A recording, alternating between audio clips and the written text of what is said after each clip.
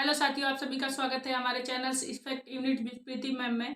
साथियों, आप सभी ने पिछले वीडियो को बहुत ज़्यादा प्यार दिया था, इसके लिए आप सभी को बहुत बहुत धन्यवाद।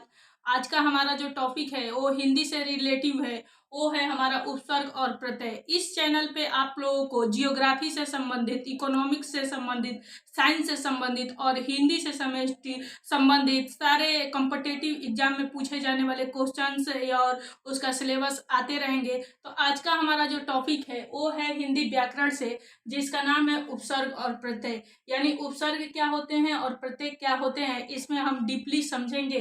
तो साथियों, सबसे पहले यहाँ हम लिखे हैं हिंदी भाषा में संबंधों की रचना कई प्रकार से की जाती है। यानी हिंदी भाषा जो होते हैं उसमें जो शब्द की रचना होती है हम अनेक प्रकार से कर सकते हैं। जैसे शब्दों के आरंभ या अंत में कुछ शब्दांश जोड़कर हम नए शब्द बना देते हैं। यानी शब्द के आगे या पीछे कोई भी हम शब्दांश जोड़ेंगे तो नया शब्द बन जाएगा, नवीनतम शब्द बनेगा। तो उसी को हम लोग उपसर्ग या प्रत्यय कहते हैं। यानी उपसर्ग कभी भी शब्द के आगे और प्रत्यय कभी भी शब्द के पीछे जोड़ा जाता है।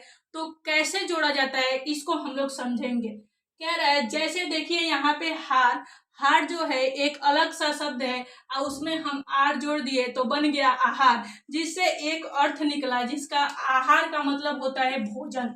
वैसे ही हार शब्द है, इसमें हम प्र जोड़ दिए तो बना प्रहार। प्रहार करना यानी किसी व्यक्ति पर प्रहार करना यानी किसी व्यक्ति को चोटी करना। ठीक है, हार है, फिर हम उसमें जोड़ दे विहार, वी, तो हमारा एक नया जो शब्द बना विहार। यानी विहार का मतलब होता है भ्रमण करना। यानी पक्षियां सुबह सुबह भ्रमण करने के लिए, विहार करने के लिए एक स्थान से दूसरे स्थान पे जाती है। तो वही व्याकरण में उपसर्ग और प्रत्यय होता है। यानी शब्द के और आगे जोड़ने से नए शब्द की उत्पत्ति होती है, नवीनतम शब्द बनते हैं, उसे ही उपसर्ग और प्रत्यय कहते हैं। हम लोग इसमें उपसर्ग जानेंगे कि उपसर्ग किसे कहते हैं। तो सबसे पहले देखेंगे जो शब्दांश जो किसी शब्द के शुरू या आरंभ में जुड़ के उसके अर्थ में परिवर्तन ला देते हैं। यानी उपसर्ग कभी भी शब्द के आगे जुड़ेंगे और वो जो उसका मूल शब्द होता है उसमें परिवर्तन ला देंगे। जैसे हमारा मूल शब्द है जय, और जय में हम एक उपसर्ग जोड़ दिए परा, तो हो गया जय का मतलब होता है जीत, परा उपसर्ग हम जोड़ दिए तो हो गया पराजय। पराजय का मतलब होता है हार। ठीक है, वैसे ही हमारा मूल शब्द है मोहन, जो कि एक व्यक्ति का नाम है और उसमें हम सम जोड़ दिए, सम उपसर्ग लगा दिए तो सम्मोहन हो गया है। सम्मोहन का मतलब होता है मोहित करने वाले, यानी किसी भी व्यक्ति को मोहित करने वाले।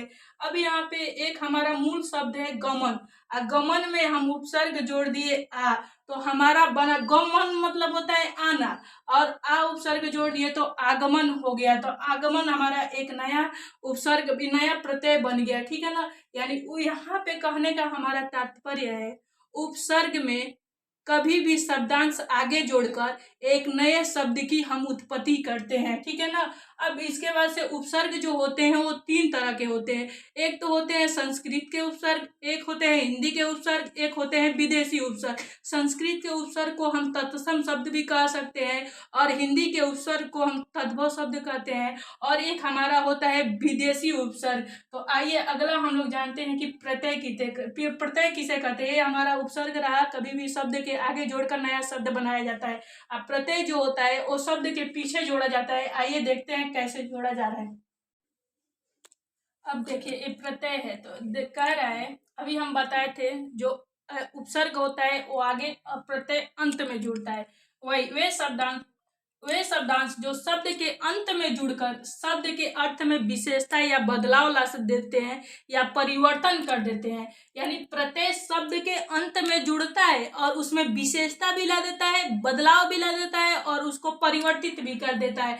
जैसे हमारा एक शब्द है पर्वत, पर्वत में हम ई जोड़ दिए तो एक हमारा जो नया शब्द बदल के आया वो हो गया पर्वतीय। जैसे हमारा शब्द है कीमत, कीमत में हम ती जोड़ दिए लास्ट में तो हमारे एक नया जो शब्द बना है वो बना है कीमती।